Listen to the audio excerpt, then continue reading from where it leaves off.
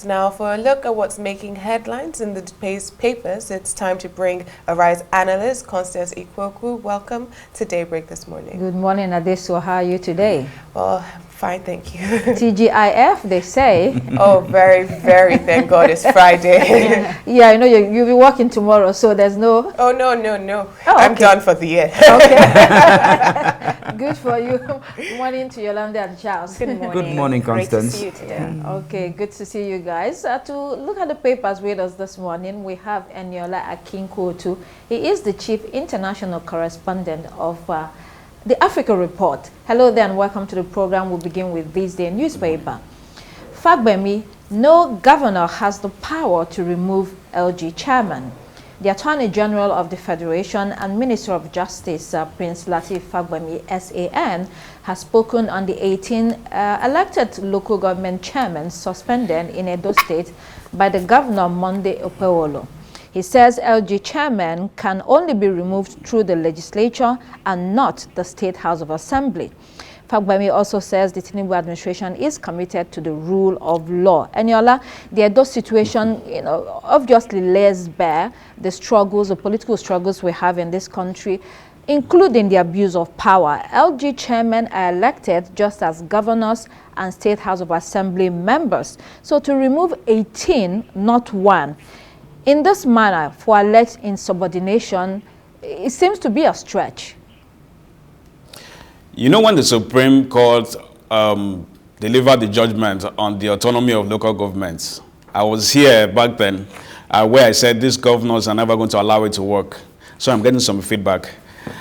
And I think I've been proven right now. You look at it this way. Anytime a new governor comes in, he always tries as much as possible to ensure that he has his loyalists at the helm of our affairs in the local government, which is the grassroots. So if you recall, in 2015, too, when Wike got in, he inherited the local government chairman that, of the ones that served under Amechi, and then he found a way to get them out of there. Adeleke, too, when he became governor about 2 years ago, too, he did the same thing, too. So they're always going to find a way. Sometimes they use courts, but this particular one, this is a new one I've never seen before, where you ask them to submit financial statements. So I agree with the Attorney General in this regard. But as I've said constantly, that having local government autonomy is diametrically opposed to the concept or the idea of federalism.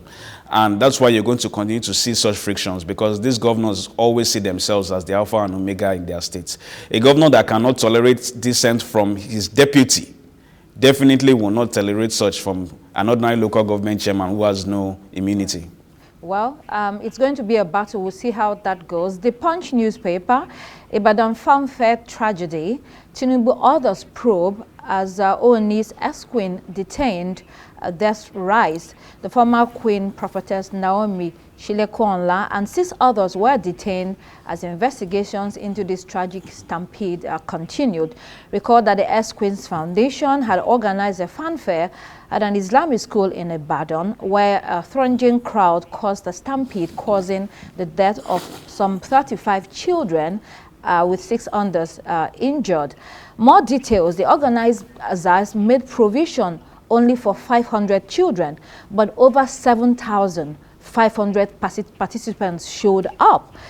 Charles, this story is so heartbreaking because with more information, we do know that so many parents actually went to that venue to keep vigil, hoping to get, I think, free meals. I think that also shows the level of poverty and despair in the land for people to just show up, and then that caused, the organizers didn't know this was going to happen, so they couldn't manage the crowd.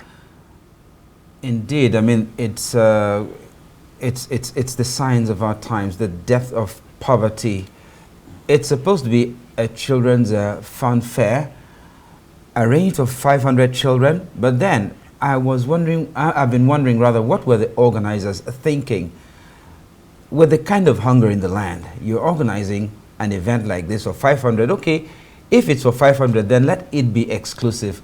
But then remember, when this report, when the story first broke, the police did say that security services were not involved. So I was wondering, and then, you know, this is for children, but it's at night.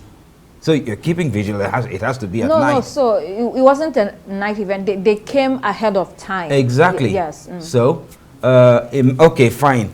That even makes so it even worse. So they could get into the venue. It is in anticipation. So you see, it still underscores the depth of poverty. The parents have to spend the night at that venue along with their kids in order to be able to gain access. And nobody saw the danger signs? Come on. While the report was running earlier on, I remember Adesua was kind of translating what one of the mothers was saying. And correct me if I'm wrong, Adesua, but she was talking about how she couldn't afford to do anything else for the Christmas season for her children. And she thought that this was the one thing that she could actually do to compensate, to give them a good Christmas. And yet she sent them to an untimely death. And actually, that's the story of most of the parents who were there. Right. There are laws to address negligence in Nigeria.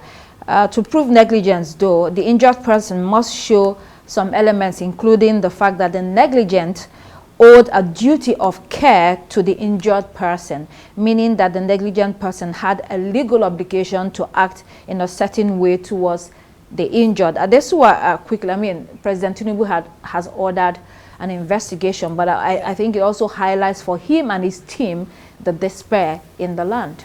Definitely, and we're talking about hunger, we're talking about food inflation during harvest season, we're talking about the fact that, you know, the Russians are crying about 9% inflation. If we had 9% inflation, we would throw a party in Nigeria, and that's how bad things are doing. But, you know, beyond criminal negligence, I also think there is a case here for manslaughter or, you know, causing unlawful death. And so I really hope that the authorities take this very, very seriously, also as a warning for other people who are planning these sorts of events, because we have seen this happen before. If you remember, there was a university that was offering free food, and in the stampede we saw children, we saw university students die. So we can't you know, be unaware or unprepared. If you're a church, if you're a school, if you're a philanthropist and you want to give out free food, you have to understand that there is severe hunger in the land and people are desperate, and you have to plan accordingly. So that's warning for everyone. So we'll leave it to the courts and the lawyers and see what happens after this, whether anybody is held accountable. Daily Trust, Tinubu Shetima's trips, refreshments to gulp 9.4 billion naira, Presidency to spend 10.6 billion on care, honorarium fuel SS office. Reporters often pick out these specific amounts that is dedicated to these types of expenditures in order to highlight how frivolous or not a government is, especially in light of the prevailing economic conditions. But I mean, Eniola, some of these expenditures are necessary, but, you know, to what extent, how much money is being allocated, and are they going to be justified? Well, I understand. That's a heavy one. Yeah, because it's disheartening, really. But if the budget that has to do with the foreign travels and all that, one can even still rationalize it, that, okay, he's going in search of foreign investments, etc. But the refreshments aspect is the one that I totally disagree with. If you look at the White House, for instance, the president pays for his meals. In 1981, Nancy Reagan was even complaining that, you know, she never knew that presidents would pay for their meals and pay for meals of their guests. When Michelle Obama turned 50, and Obama held a party for her in the White House, he paid for it out of his pocket. Yeah. You understand? If any group comes to the White House, even if the currently now if the Democrat Party wants to hold any events at the White House, they will pay for it. They will pay for the refreshments. So we shouldn't turn Aso Rock into a place where anybody just comes in there and gets free food. I think that's what's also causing, you know, these high budgets. We're a country of cream crackers and hot dogs. Quickly, let's do on Daily Trust. There's another story on Christmas. It says ahead of Christmas, chicken cost 25,000 naira, turkey 130,000 naira. Yeah, I mean, that's why it's going to be an expensive Christmas. Yes. And to give it a context, chicken used to be 6,000 naira or less. Now it's 25. I mean, honestly, what we have is that, first of all, people at the lowest rung of society cannot afford to feed themselves. Second of all, the people who used to use this time as a time to give back cannot afford to give back as much as they used to, because they are also now in danger. Because I remember when I first was doing charity for IDP camps, a bag of rice was 15,000 naira. We still have those same IDP camps today, but if I wanted to feed them, that same bag of rice is over 100,000 naira. So what I would have used to get 10 bags of rice, I can only use to get one today.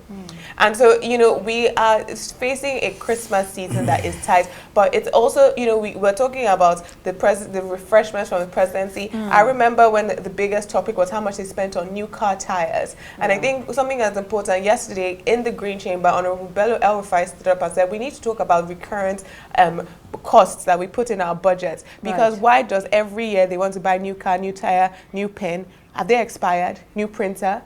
You know, and our recurring budget, the amount of what they're setting aside for recurrent expenditure is absolutely huge.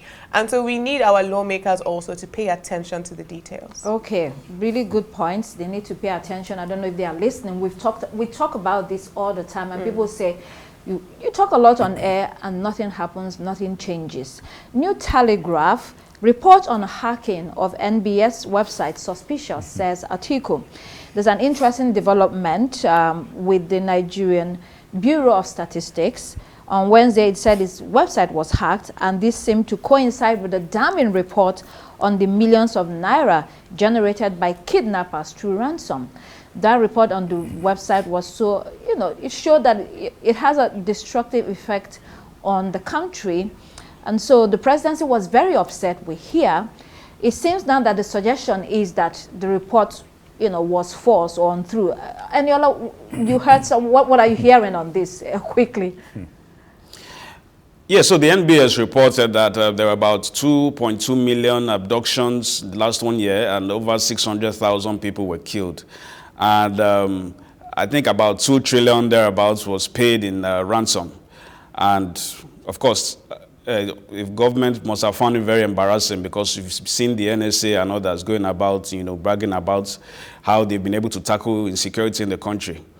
And so day before yesterday, from what we were told, the DG or the Secretary, the Statistician General of the NBS, Prince Adeniran, was invited by the DSS. Yeah. He was there till evening and until he was released. And later on, we were told that by the NBS that their website was hacked. But the truth is that this report that was launched, there's even a hard copy. It was launched at a public event, so it's not as if their website was hacked and then this report was put in there. No, they're saying that, you know, after the report was released, they suffered hacking. And you see that it's not easy being the Statistician General of the country. Yes. Yemi Kale faced such a harassment as well. Akin Osoye also faced it as well. So it's nothing new. Just hoping that the current guy there will, you know, stand his ground and ensure that the data that he releases is authentic. Okay, let's move on to the international headlines. Daily Graphic, dedicate fund to pre-tertiary education, GNAT cries out to the government.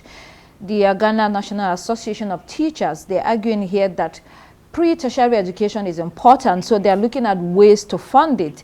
They're talking about maybe property tax, parent-teacher association contributions, petroleum resources, among others, so that whether you're rich or poor, you can get a decent education. I think this is also relevant in Nigeria and other African countries.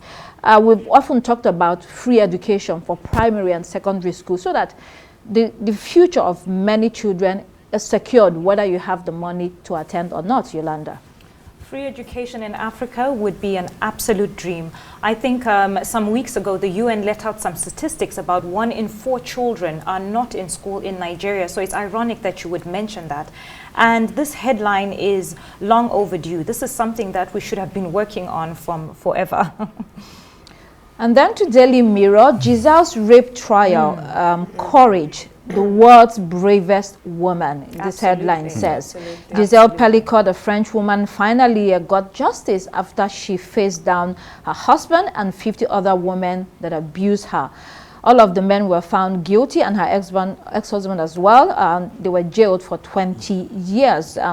Charles, this was a day of celebration for most victims of sexual violence and domestic abuse as well. And it's the biggest rape trial in French history. And this woman is being seen as heroic. And she's 72, and she went through all of this. Yes, but you see, the celebration pales into insignificance when weighed against the act itself. I have never seen such a brazen act of depravity in my entire life. I mean, I wonder what that man was thinking. You see, there are so many sexual perverts all over the place, but man, this one takes the cake.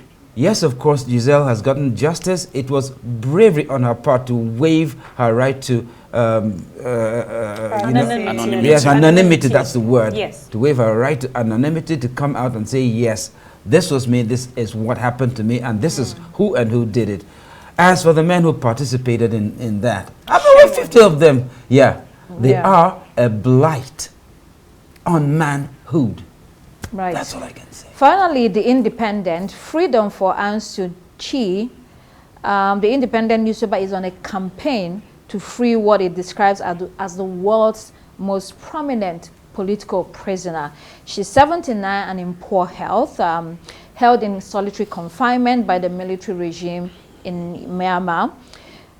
Kyi was once lionized by the West, we remember.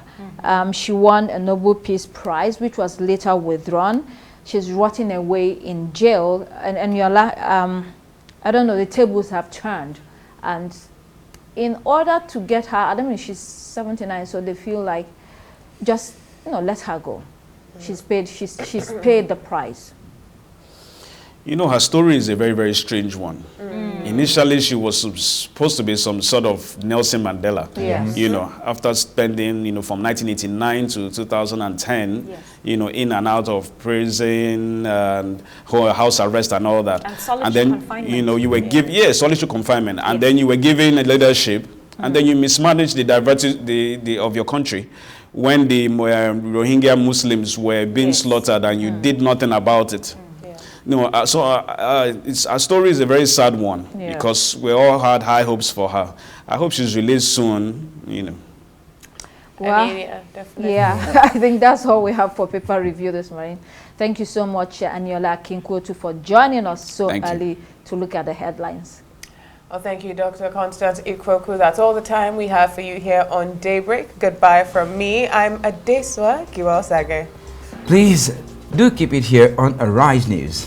I'm Charles Eruka. And I'm Yolanda Robert. The morning show is next.